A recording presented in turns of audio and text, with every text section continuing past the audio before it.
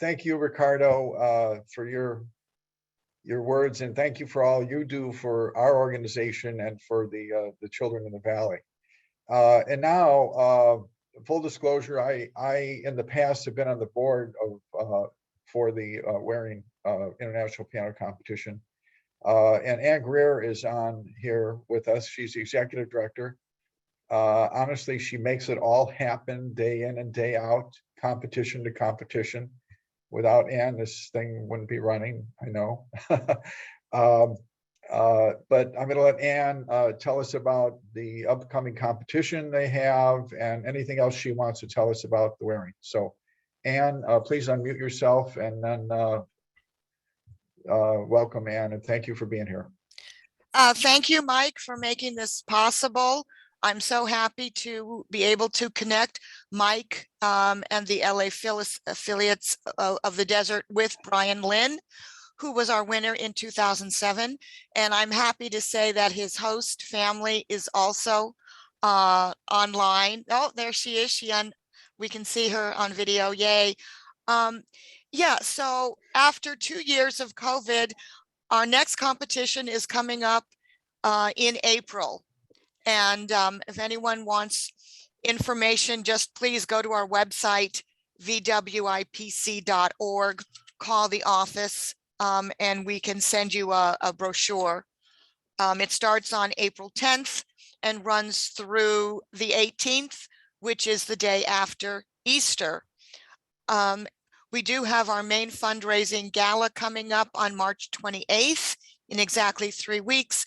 And we have the fabulous John Nakamatsu, who was a Hodges winner 3 times. And of course, Hodges was the precursor to the Waring. And that's all I'm going to say, because I want to get on to beautiful, beautiful music from Brian. Well, I'm going to say a little bit more about the Waring. So there. Okay. Well, thank you, Mike, because you travel around the country going to competitions. I know that, and festivals. So along those lines, I will tell you folks, anybody that lives in the Valley here, which I believe is most of you, this competition it's certainly the most significant international piano competition on the West Coast. There's none that are any more significant out here. And most of the events are free. It's a College of the Desert this year. I don't think I've missed a year since I've been out here. It's generally not packed house. I don't know. Ann, how big is the venue this year? How many seats? The Pollock seats 180, just under 180. Yeah, so I mean, it's free, first come, first serve.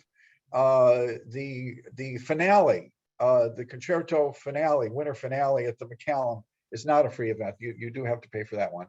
But the other ones that honestly I like to go to are during the week. They're in the morning, in the afternoon. They're free at the College of the Desert. Another thing, Ann has asked me, and I unfortunately had to decline. But she mentioned that Brian's host was on. So the Waring looks for people to host these competitors that come from all over the world. It's a great opportunity to do something like that, to get to know a pianist of this caliber. Is that Betty? You were the host. I'm going to go off script here. Betty, could you how was it like to host Brian? I mean, what did you get out of all that? A lifelong friendship, and he and his father were absolutely fabulous. We just loved having them, and we would love to have them come back anytime.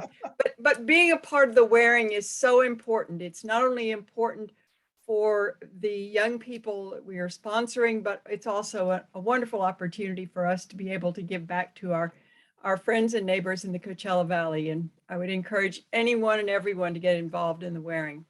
It's a wonderful gift to all of us. And Brian, you are a true gift to all of us. But Cash just said you look younger now than you did in 2007. Wow. You've got to tell us your secret. Thank you, Betty. Thank you. It's the green M&Ms. It's the green M&Ms. You remember the green? You said those are treasures in China. Yes, yes. Love you, kid.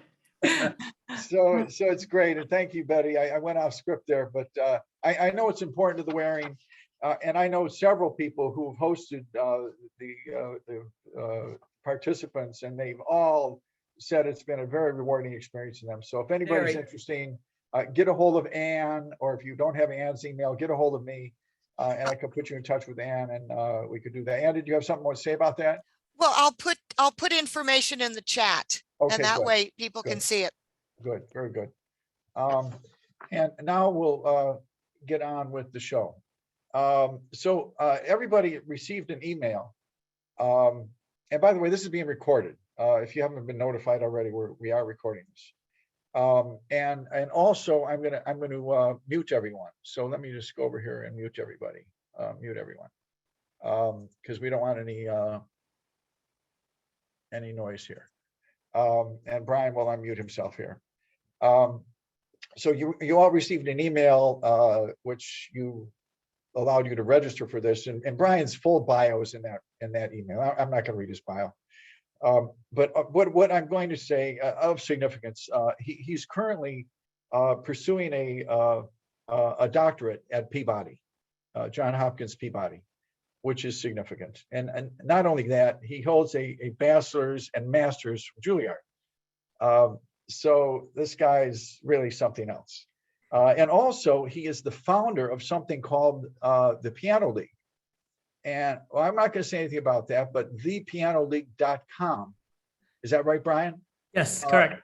That will tell you more about it. And Brian and I have talked about it. I'm very interested in what he's doing there. I'm going to follow up with him separately on that. But thepianoleague.com is something else that Brian is involved in. So as has been mentioned, in 2007, he was the intermediate concerto winner of the Waring. And then also something that hasn't been talked about yet, another amazing event. I don't know if it's going to happen this year or not. Anne, you could tell us. But the Waring has been in years past doing something called 3 pianos, 6 hands at the McCallum. 3 pianos, 2 people at each piano, and there's various combinations that go on. And John Bayless, the artistic director, kind of arranges the whole thing. It's quite amazing to see these pianos and all these people perform at the Waring, at the McCallum. And Brian was one of the participants of that in 2015. So Anne, give me a nod or a thumbs up. Is that happening this year? It will be in March of 2023. March of 2023. So everybody be on the lookout for that. That's an event. I don't listen, as Anne mentioned, I travel all over the world hearing classical stuff. I've never seen anything like that.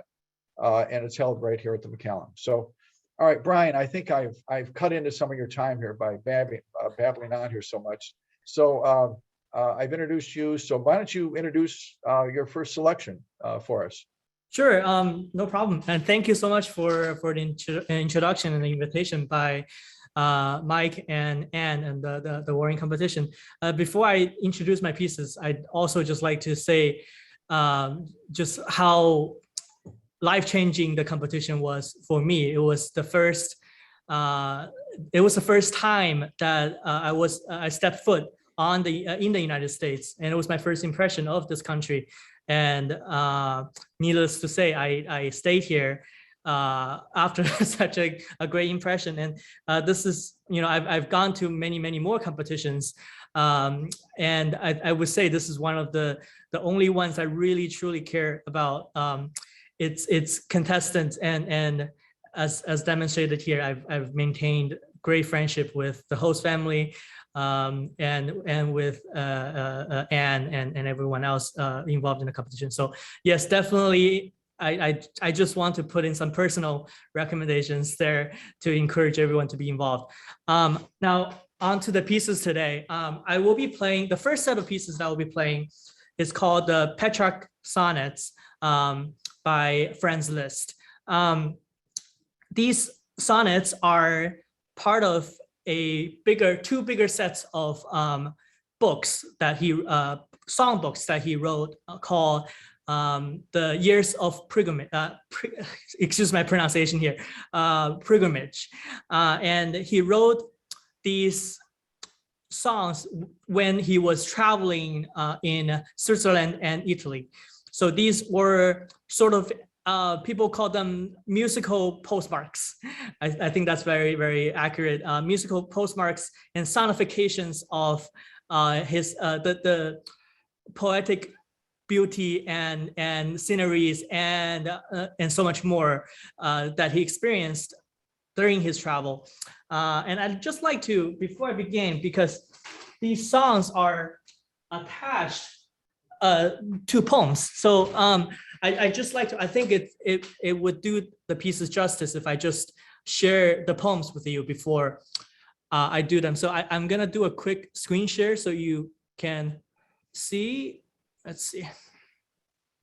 And Mike, tell me if you can see this. Yep. Yes, we can. Okay, I'm gonna make it bigger.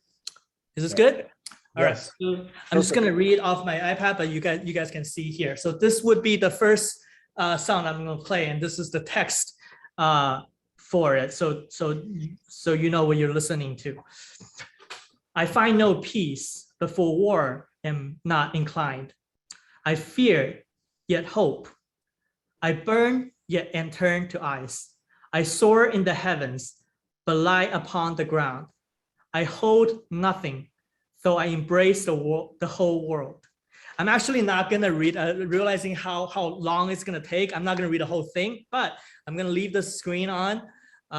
Actually, no, I'm not gonna leave the screen on, but because you guys need to see me. I had planned to read the whole thing, but I think it's gonna take too long. So I'm just gonna go ahead and play, but basically you get the idea of the beginning. It's a very turbulent song. It's sort of a love song, but it's more complicated than that. And it's very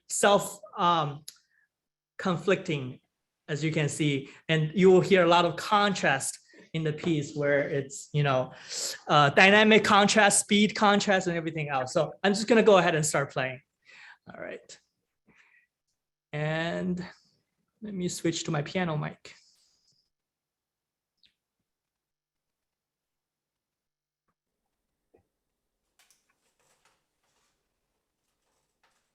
Can you hear this? Yes. Yes, good. Yes. You're good.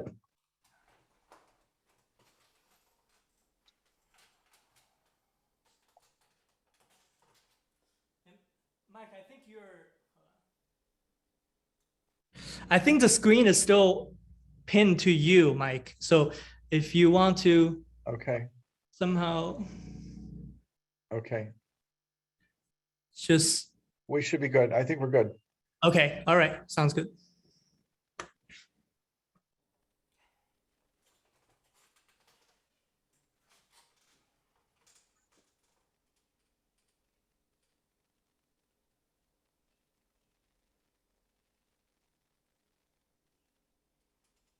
Recording in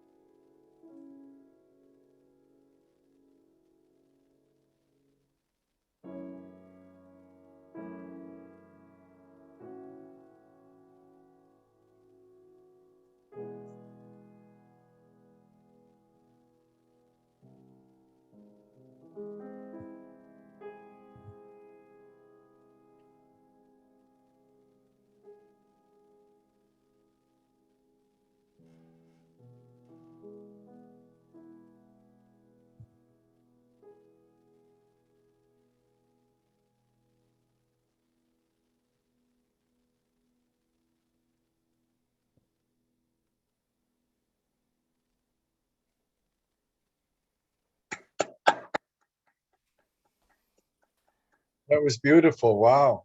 Wow. Thank What you. what a great way to start us off. That's incredible. And let me just tell everybody, we're hoping to be finished by 3 o'clock. So Brian has two more for us, and we're going to have some questions, Q&A. So be thinking out about any questions you might have for us. Put them in the chat. There's quite a few people on here, so I would say any questions you have, why don't you type them in the chat, and we'll get those to Brian when he's finished with his after his third selection. So Brian, you want to introduce the next one for us? Sure. So that was the first of the two sonnets. There is a second one that's a little different. Actually, there are more, but because of time, I'm only playing two today. So the second sonnets that I'm going to play also has a poem. So I'm going to do the same thing where I'm just going to share this really quickly. Now, this is the first one. Now, this is the second one. So I'll just read the first paragraph. I beheld on earth angelic grace and heavenly beauties unmatched in this world, such that to recall them rejoices and pains me. And whatever I gaze on seems but dreams, shadows, mists. And you can quickly read the rest. And I think that this one, while it's also beautiful and loving, I think it's a little bit more reserved and a little bit more heavenly than the last one. So we'll go ahead and play the next one.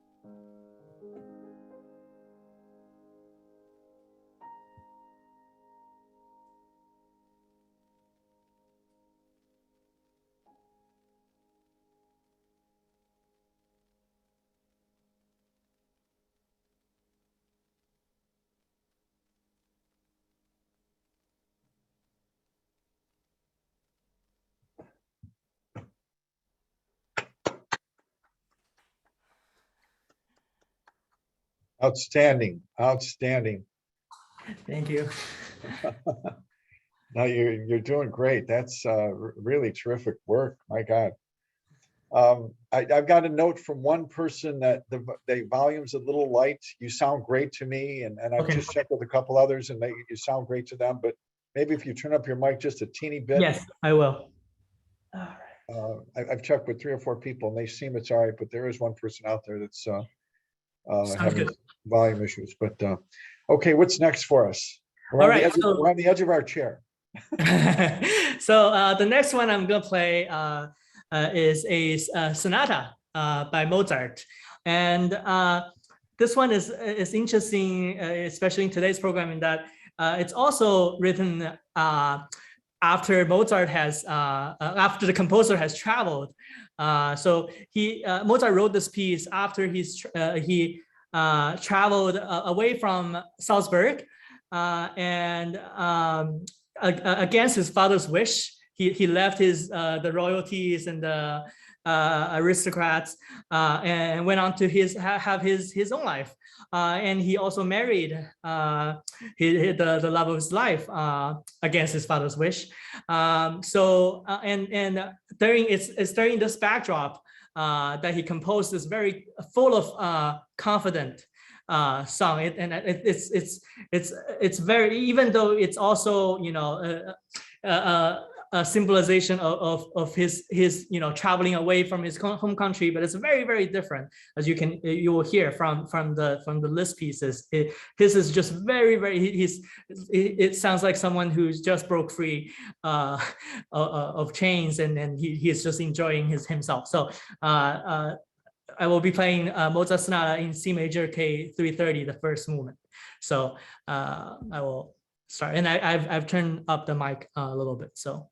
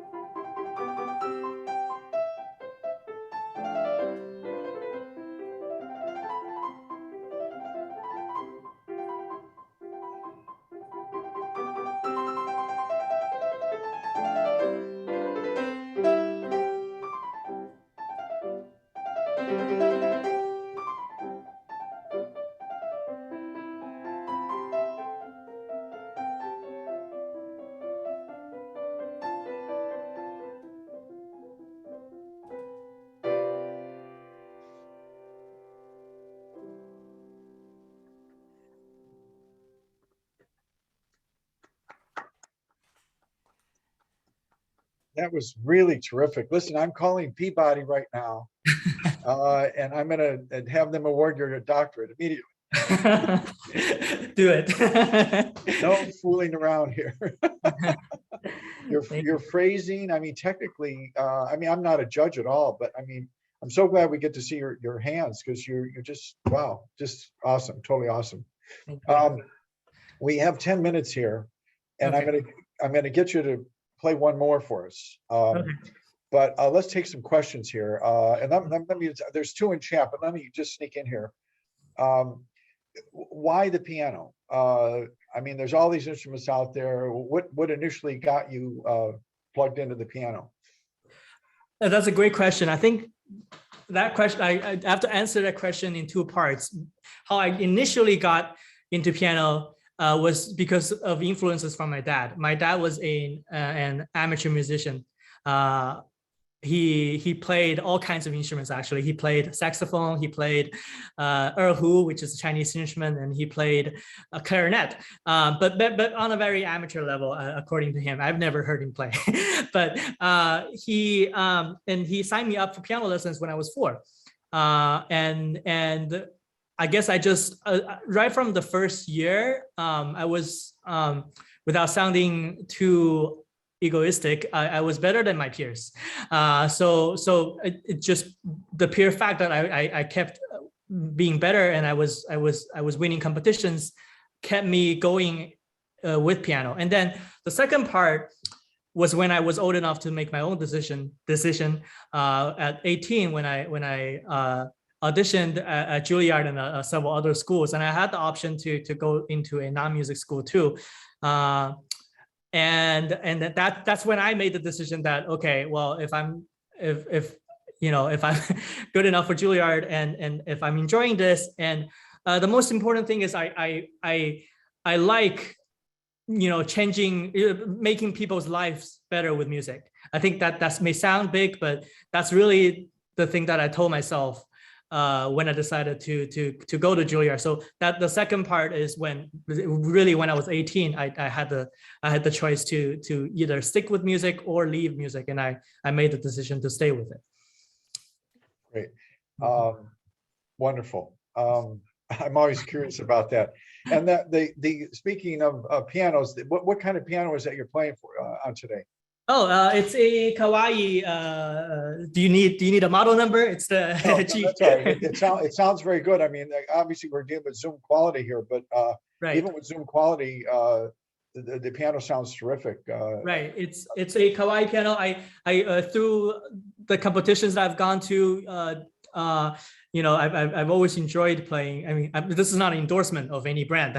I've personally enjoyed Kawaii a lot, and I've gotten to know some people in the Kawaii corporate in Japan, and they hooked me up with a really nice instrument at factory price. So I was able to get this on the cheap. So. Okay, good. All right, let's get to chat here. And yep. In chat, and anybody else has a question, put them in the chat. We probably can get one or two more in. What has been your favorite performance? What made it special? Oh, that's a great question. That requires a few seconds of thinking. I think I really, just off the top of my head, I really enjoyed that 3-piano 6-hand performance with the Waring. It was nothing like it's nothing like what I've done before. It's usually a solo instrument, and then occasionally you play with an orchestra, but not with two other pianists. So that was really fun, and we had a lot of joy. I think what made it so special, it's just, I like to perform when it's fun. So I like playing concerts more than I like playing competitions, just because, it's more fun when the stress is off. So I really have fun during that concert. Yeah, that is, as I've mentioned, that's a favorite of mine. And as Ann has told us, it's coming next year in 23 at the McAllen. Look for it. So here's another question in chat. I'm curious to hear what his favorite pianist is, who inspired him, and he goes on to say he is perfection on the keys. Bravo. Thank you, Sean, and thank you for the compliment. my favorite pianist, I have lots of favorite pianists. I'd rather talk about one of my teachers, Eleanor Wan, her name was. She was a big source of inspiration for me. I studied with her when I was 15, and the way I go about playing piano is based on her philosophy, which is you have to listen to it. It sounds very, very common sense, but you'd be surprised how many people just play and don't listen. And once you start to put yourself in the shoes of the audience and then you listen to yourself, a lot of things just comes together, I think. And that ties into having fun when I'm playing. So I think I'm able to really play things that I'm first able to play things that I enjoy listening myself, and then the audience will enjoy it. As far as accomplished performer pianists, lots and lots. I don't have one favorite. I love Lang Lang, I love Yu Jia, I love Andre Schiff, Alfred Brandel. I love I love all of them. So yeah, I don't really. I tend to think that everyone has their own style, and I don't think any particular style is wrong as long as you are true to the music that you're making. Yeah. And, just a side question from me. I've always wondered, I don't think I've asked this of anybody who's been on with us. So when you get up to perform in front of an audience and you sit down at the piano, there's got to be a level of nerves. There's got to be some nervousness there. Mm-hmm. Does that stay constant throughout your performance, or do you kind of settle into the music and by the time you're finished, your nerves have gone away, or is it still you're still nervous when it's finished?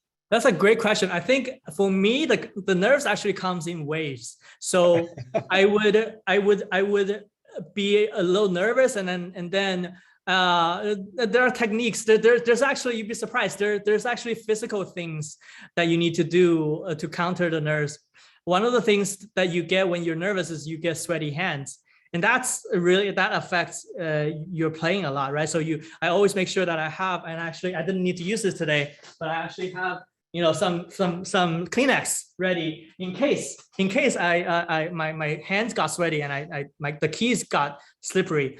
And then the other thing is I try to relax my tongue when I'm playing, and when you do that, you get to relax a little bit. But it's always, for me, it's always been at a manageable level, where the nerve is actually a good thing if it puts you in a more heightened level of alertness, and you get to listen better. So nerve is a good thing if you learn to control it well. Okay, good. Here's a question that I would ask myself. How do you see your career evolving over the next 5 or 10 years? That's a super good question. I actually thought I keep thinking about this question, actually, even without people asking me. For the past 10 years, I've been, really more than 10 years, I've been, touching people's lives with my performing, with my music. And of course, I'd like to do much more of that.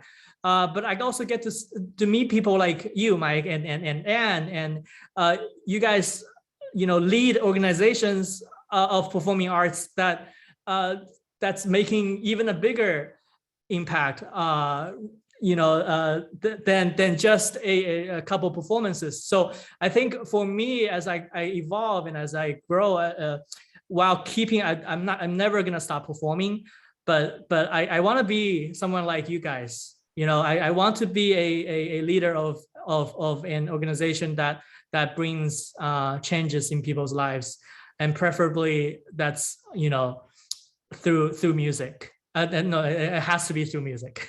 So that's where I see myself. And actually, with the founding of Piano League, it's just like what you and Anne are doing. It's about creating a community, I think, of people who love music. So I created the Piano League to bring music to bring people who loves piano together. So that would be my answer to that question. Yeah, great. And that's kind of what our group is about. The Affiliates in the Desert is people who are passionate about music and want to advance the art form. So the last question comes from our president, Ricardo. What is the most challenging / complicated piece you've ever played, and what makes it complicated? All right. So I have an answer for that. It would be it's called Islame. It's good. It's even the name sounds complicated. It's by the Russian composer Balakiev. And what makes it complicated? Well, several things. One, there have been composers. Well, one, the BBC calls it the most difficult piece in the world. And the French composer Ravel actually wrote another piece for the sole purpose of that piece being more difficult than the Islamic. So that it's a benchmark for people. And if you look at the music, I don't have the music in front of me. It usually in piano there's like 2 lines of music, and at most I think in that music there's 4 lines of music that you have to play at the same time.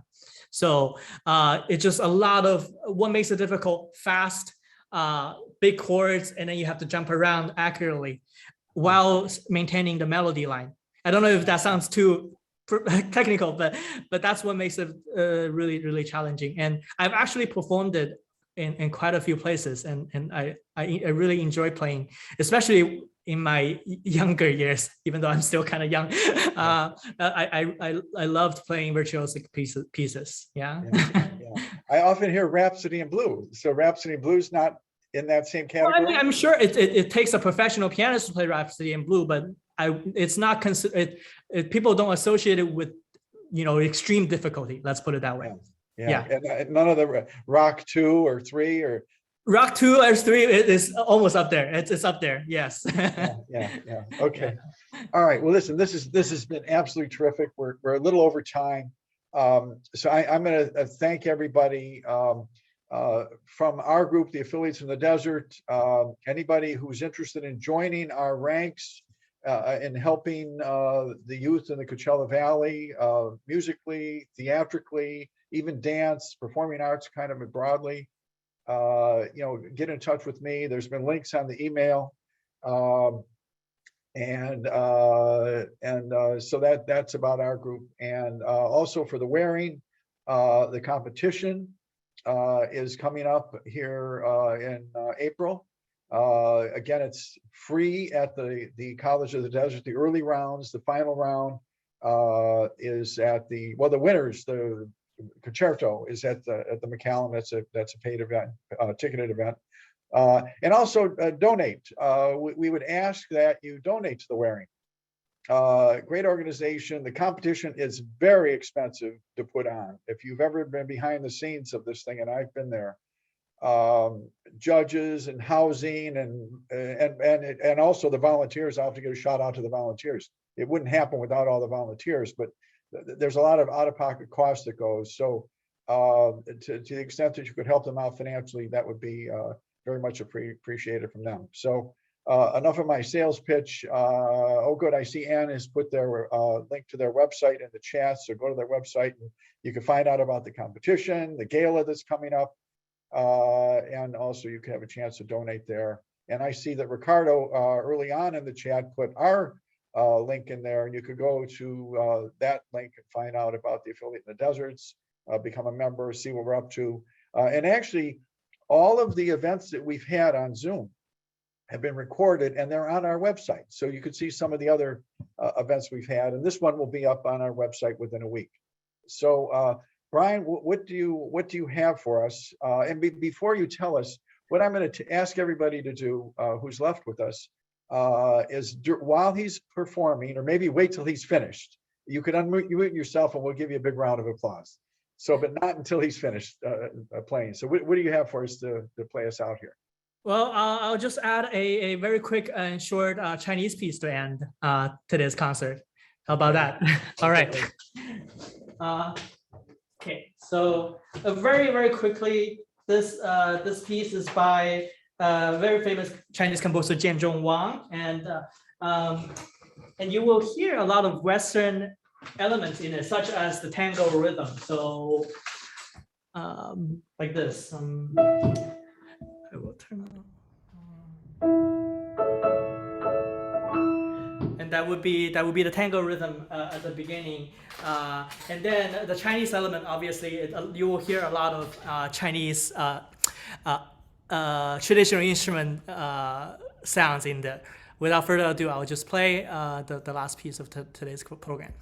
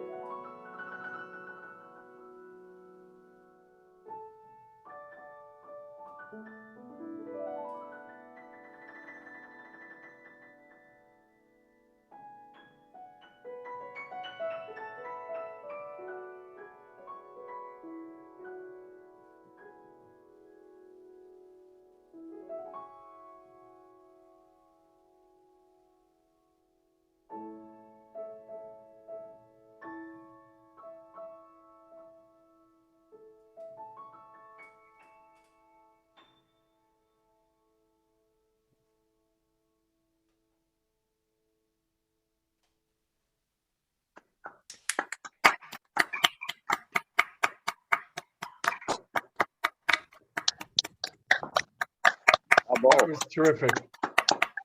Absolutely terrific. Thank you so much, Brian. Thank you, everybody, for attending. Again, go to the Waring's website, go to our website. Consider donating some money to the Waring, considering joining our ranks, becoming a member of our organization. And thank you all again. Thank you so much, Brian. This has really been quite a wonderful hour with you. Thank you so much. Thank you. Okay. It's been a Okay, pleasure. bye now. Thanks. Thanks, everyone. Thank you, everyone.